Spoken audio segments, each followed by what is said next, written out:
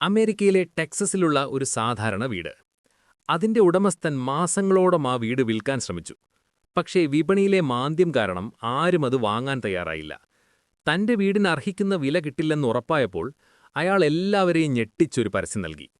വെറും $10 ഏകദേശം 850 രൂപയ്ക്ക് ഈ വീട് സ്വന്തമാക്കാം.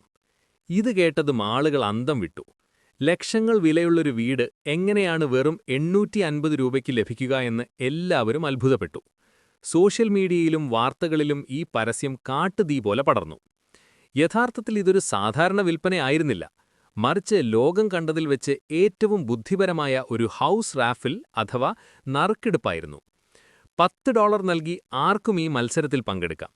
ഏറ്റവും നല്ലൊരു കുറിപ്പെഴുതുന്ന ആൾക്കോ അല്ലെങ്കിൽ നറുക്കെടുപ്പിലൂടെയോ വിജയിയെ തെരഞ്ഞെടുക്കും എന്നതായിരുന്നു നിബന്ധന. ഒരു വീട് കിട്ടാൻ വെറും 850 രൂപയല്ലേ ചിലവുള്ളൂ എന്ന് കരുതി ലോകത്തിന്റെ വിവിധ ഭാഗങ്ങളിൽ നിന്നായി ഏകദേശം 2 ലക്ഷത്തോളം ആളുകൾ ഈ മത്സരത്തിൽ പങ്കെടുത്തു. ഓരോരുത്തരും $10 വീതം നൽകിയപ്പോൾ ആ വീടിന്റെ ഉടമസ്ഥന് ലഭിച്ചത് ഏകദേശം $20 ലക്ഷം, അതായത് ഏകദേശം 16 കോടിയിലധികം ഇന്ത്യൻ രൂപ.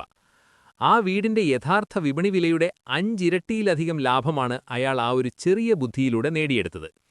മത്സരം അവസാനിച്ചപ്പോൾ നിയമപരമായ എല്ലാ നടപടികളും പൂർത്തിയാക്കി അയാൾ വിജയിക്ക് വീട് കൈമാറി.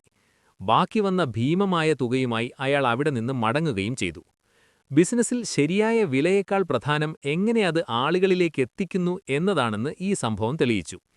തോറ്റുപോകുമായിരുന്ന ഒരു കച്ചവടത്തെ തന്റെ ബുദ്ധിപരമായ നീക്കത്തിലൂടെ ചരിത്രത്തിലെ ഏറ്റവും വലിയ വിജയമാക്കി മാറ്റാൻ ആ മനുഷ്യന് സാധിച്ചു.